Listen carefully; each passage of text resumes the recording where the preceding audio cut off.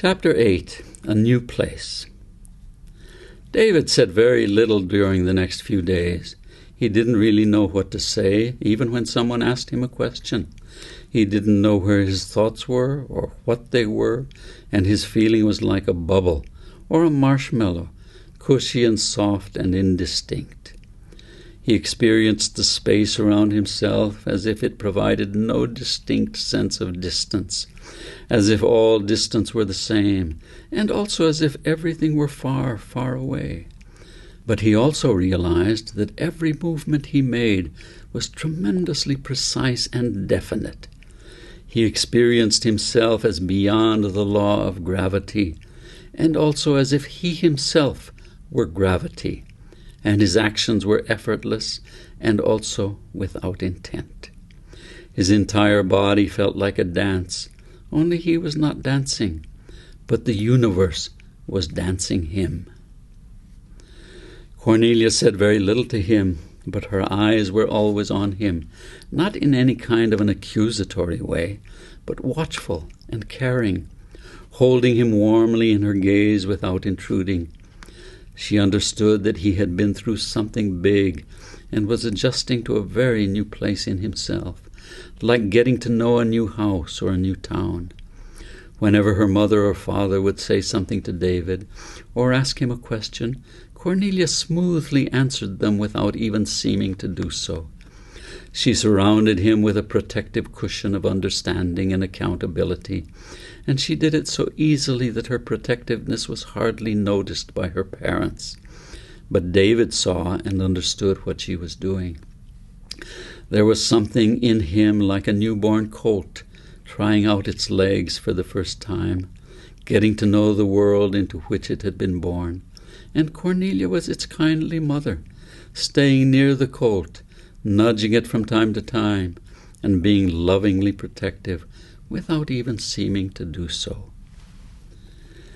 Mother and father busied themselves with their usual routines, preoccupied in the same ways they always were, and didn't really notice anything different about David or Cornelia. And the strange thought occurred to David, maybe Cornelia already inhabited that new place that he himself was just now moving into. Chapter 9. The Flow.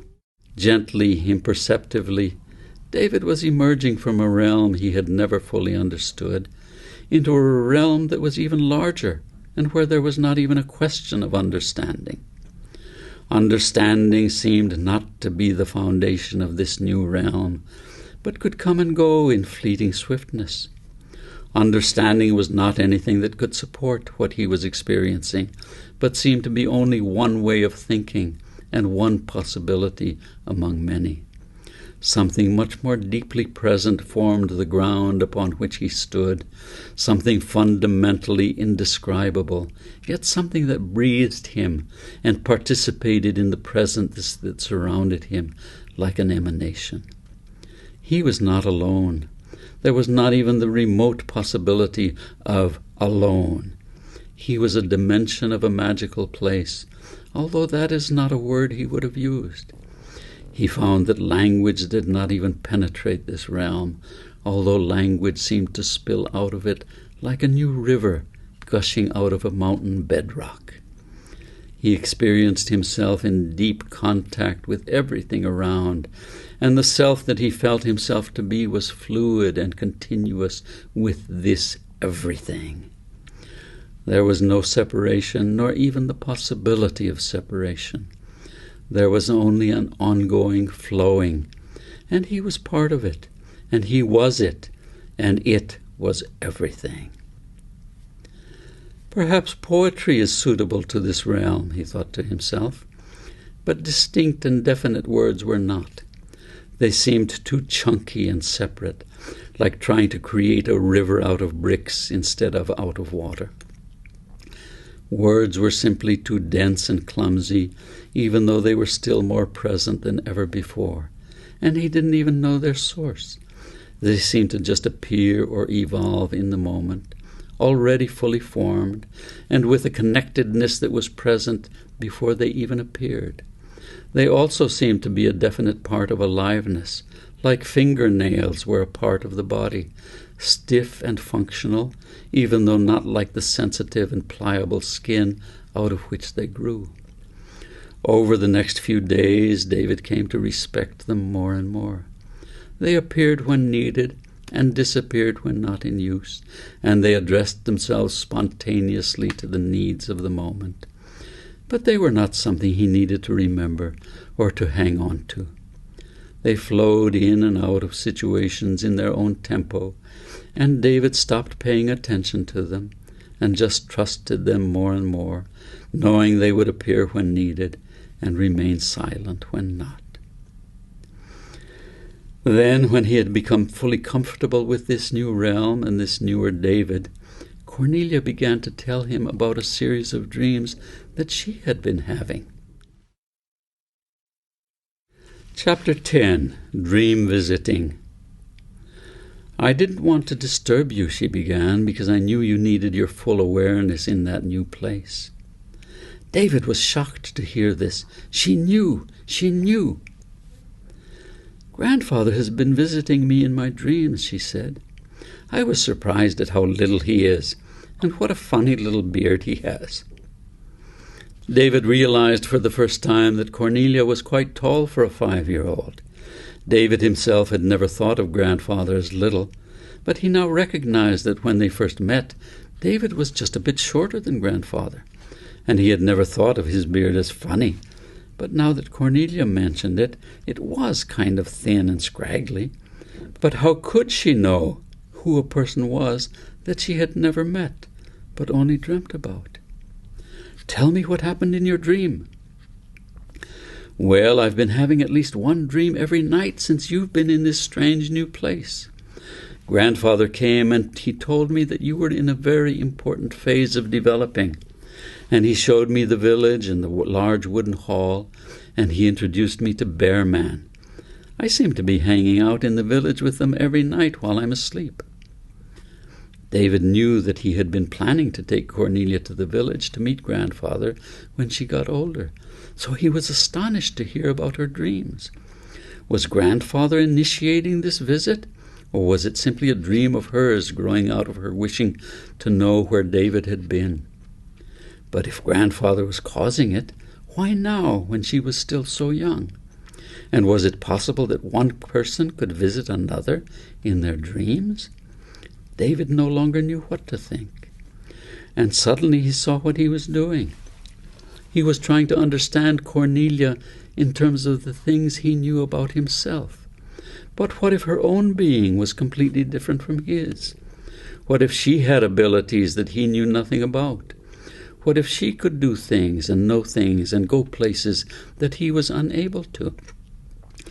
He suddenly realized that he had been trying to fixate her inside of the ideas that he had had about himself, and this in itself astonished him. He suddenly recognized that he had frozen himself inside a set of ideas. This was no different than what he had been realizing about mother and father, that each was caught in a cage of their own making, having made it of the thoughts that they had learned to repeat over and over. And was he any different? Didn't he have his own thoughts that he believed were true? And hadn't he been trying to see Cornelia in terms of those same thoughts? But this realization in itself seemed to free him. Then another thought suddenly struck him. If he did not have a system of thoughts as the center of who he was, then what was there? Chapter 11. Surprise. Grandfather was actually looking for you. I think he felt your presence, since it had been your room for so long, but it was now mine, so he was kind of surprised to see me. But we had a great talk. I recognized him at once. David suddenly awoke from his thinking about thoughts. He didn't understand. Were you awake or were you sleeping? He asked Cornelia. Silly, I was sleeping. You can only travel fast and far in your dreams. I thought you knew that. But was it real or was it a dream? David asked, exasperated. It was a real dream, don't you understand? Cornelia was also beginning to feel frustrated at David's apparent inability to understand. Dreams are just a different doorway. Don't you know that? Not in that way. Who taught you that? Who taught you to look through your eyes and to hear through your ears? I just do that naturally. It's how I work. You mean you don't know these things? Do you live in a cage like Mommy and Daddy? Cornelia didn't know whether David was being deliberately obtuse or if he really did not know. Then she suddenly stopped. Oh my, you really don't know, do you? David was shocked. He suddenly realized that Cornelia lived in a place that was far different from the place where he lived. Yet he had thought it was alike and only slightly different. Could it be that she knew realms that he was only now beginning to discover? Was she born already knowing those realms? Had he known them also and somehow lost his knowing?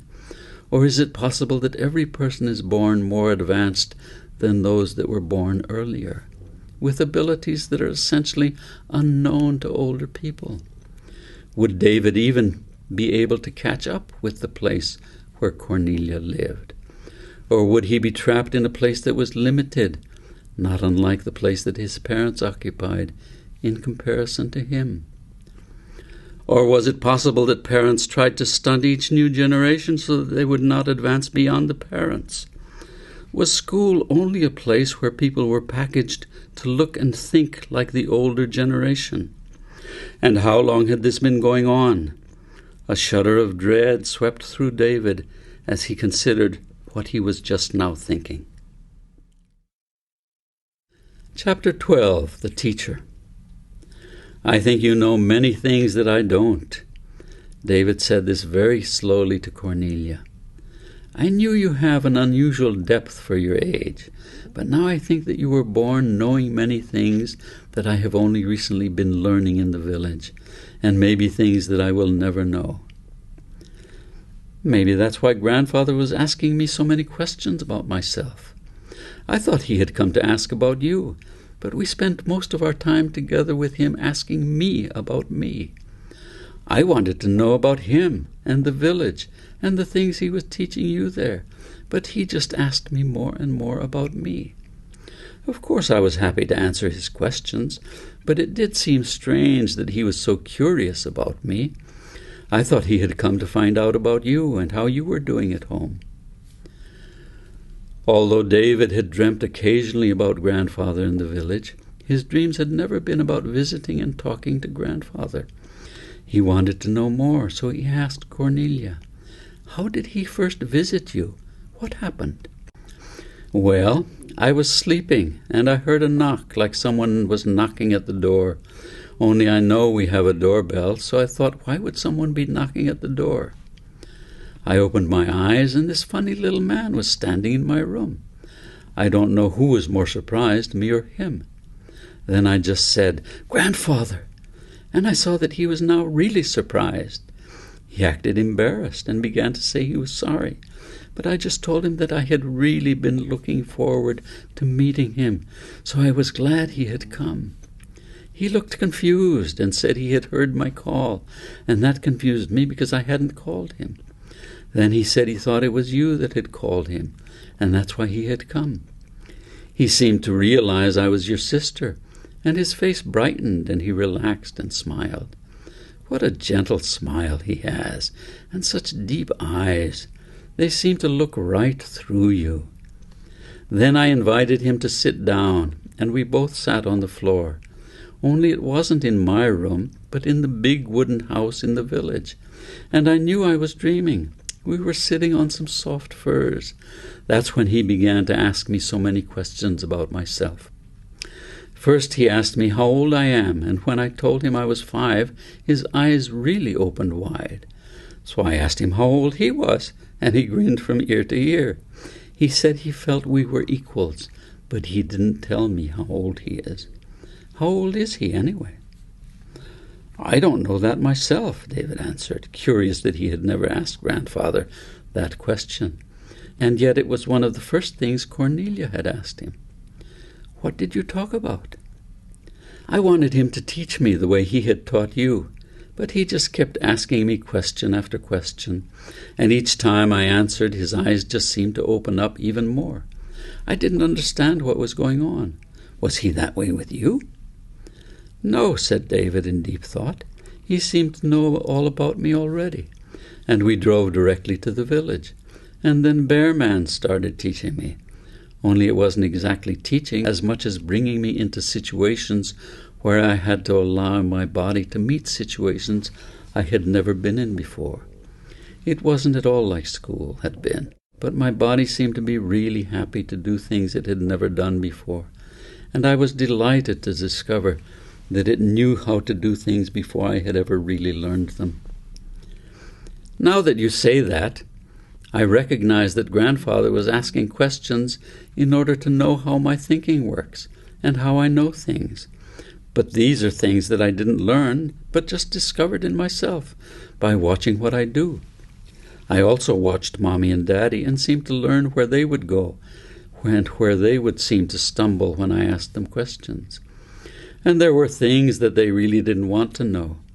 I realized they were very uncomfortable whenever I asked them questions about you and when you would be coming home.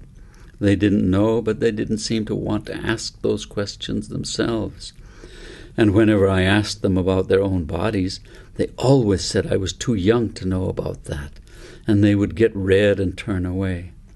I never understood why they didn't want me to know some things. If I could formulate a question, why couldn't they formulate an answer? Cornelia asked in complete earnestness. David could not believe that his little sister could even formulate such a sentence.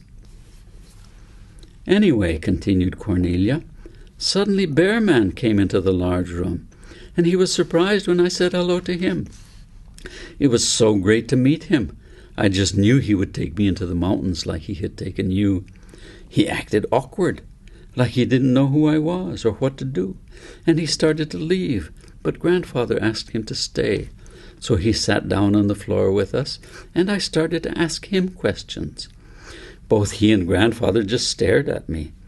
Then they looked at each other like they couldn't even believe I was there. It was puzzling. Why shouldn't I be there? They were. Of course, I didn't mind answering their questions. In fact, I started to see that they were trying to understand about me.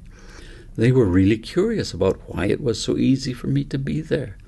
And they kept asking questions about who had taught me and where I had learned. And I just kept telling them that no one had taught me, that I had learned by myself and from myself, and that I thought everyone knew the things that I did, but that it seemed that some people wanted to hide what they knew, even to hide it from themselves. I felt like I was teaching them about me rather than them teaching me about them or helping me learn things I didn't know. And then I just woke up in my own bed and felt really grateful that Grandfather had come and that he had taken me to the village. But I was still puzzled about Bear Man not taking me into the mountains to meet the bear. I really would have loved that. David realized that Cornelia had been thoroughly interviewed by Grandfather, and he felt like Bear Man had met a new species of animal that he had never seen before. Was Cornelia in fact a new kind of being that had never before existed? David realized he had many of the questions that Grandfather had been asking Cornelia, but he had never asked them directly. Who was the teacher and who was the student? Chapter 13. The Horse. The next night I fell asleep, but I went immediately to the village rather than waiting for Grandfather. Cornelia continued. David couldn't believe his ears. I saw where he was sleeping in the big house, and so I knocked just as he had when he had come to visit me. He opened his eyes and really looked surprised. I apologized for waking him up, but I said I thought he wouldn't mind since we were obviously meant to visit each other. He rubbed his eyes and offered to make some tea for me. He went outside for a little while, and when he came back in, he had some fresh leaves in his hand, and he made a little fire and boiled some water in a clay pot and put the leaves in it. I sat on the floor where we had sat the night before and began to look around. I noticed there were other people also sleeping in that big wooden house. I had not noticed them the night before during our first visit. There were clusters of people sleeping together, as well as some people sleeping alone. Each person or cluster seemed to have their own amount of space around, and they were also comfortably covered with blankets or furs. There was a soft, warm murmur in the room, and it was very comforting. But no one was awake other than Grandfather and me. But I don't suppose we really were awake, were we? We were both dreaming. David listened, still astonished that Cornelia could speak so evenly and knowingly about this topic. Traveling and being so aware during dreaming were things only very mature and accomplished people could do, or at least so David thought. He had heard stories of old shamans who could visit each other during their dreams, but how could a 5-year-old girl be doing this, and with such assurance and certainty? Grandfather gave me a cup of warm tea, and we both drank together. It was delicious. I told him he was a good tea man, and we both laughed. I asked him how we could visit like this in our dreams, since I had never done it with anyone else before. He told me he only knew of very old people who could do this, and that he had never before been visited by a 5-year-old girl. I thought he was saying this only to make me feel at home, but he insisted that what I was doing was unusual. He also told me that he had never before made tea for anyone in his dreams, and we both laughed and said it could be our personal ceremony. I told him I would make tea for him the next time he visited me in my home. He really smiles a lot, and you can feel the smile beginning deep down in his belly before it shows up on his face. In the 5 years David had known Grandfather, he had always been serious, and he had never seen him laugh very much. I asked Grandfather if he would teach me like he had taught you. He said that he didn't really know if there was anything I could learn from him. He said he was interested to learn about me, and that I seemed to be grown up already, even though I was still a small girl. I told him I had always felt like me, and that what he was saying didn't make any sense, other than the fact that my own parents seemed to be terribly stuck in some strange way that I really didn't understand. I said I hoped I wouldn't get to be like them when I grew up. I told him that you and he were the only grown-ups that I knew, and that I wanted to grow up to be like you, like both of you. He laughed and said he thought I may have been born already grown up. So I asked him about meeting animals, the way you had met Bear and Dolphin. He said it was not that simple, that the animals also needed to choose to meet me, and that he didn't know if any were ready to do that. Then he looked at me really strangely, like he was looking through me, but also deeply into me. Strange, short breaths started coming from his nose, and after a while he said that perhaps there was a horse that was interested in meeting me. I told him that Jenny the giraffe was already a good friend, and that maybe she knew the horse. He squinted his eyes at me and then told me to look at the place between my belly and my heart. And I looked down at myself, but he laughed and said he meant for me to look inside with my feelings rather than with the eyes I use for the outside world.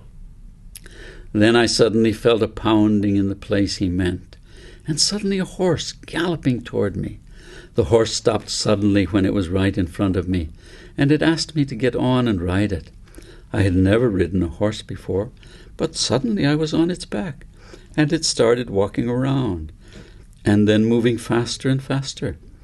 I thought I might fall off, but I didn't.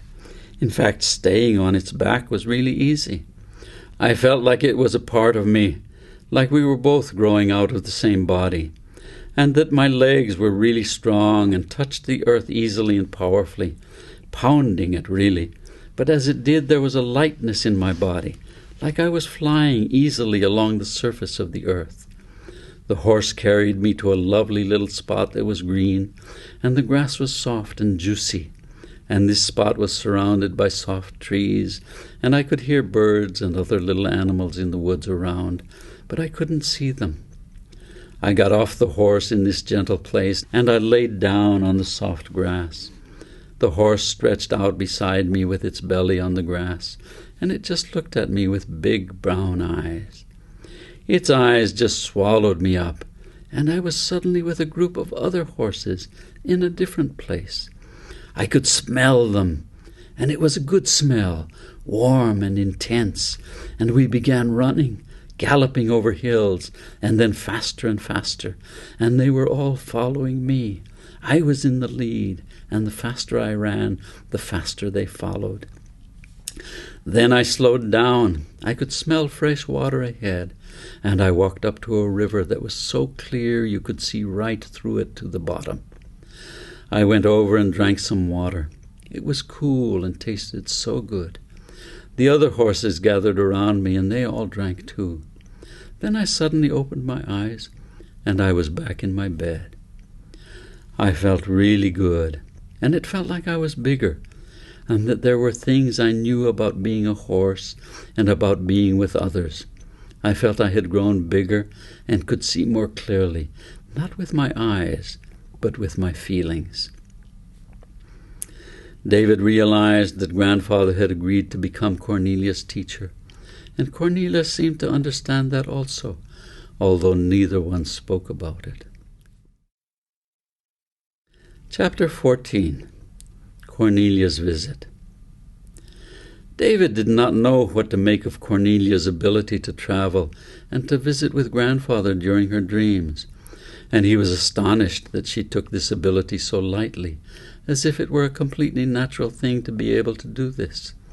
And he began to wonder if there were other abilities she had that he did not know about.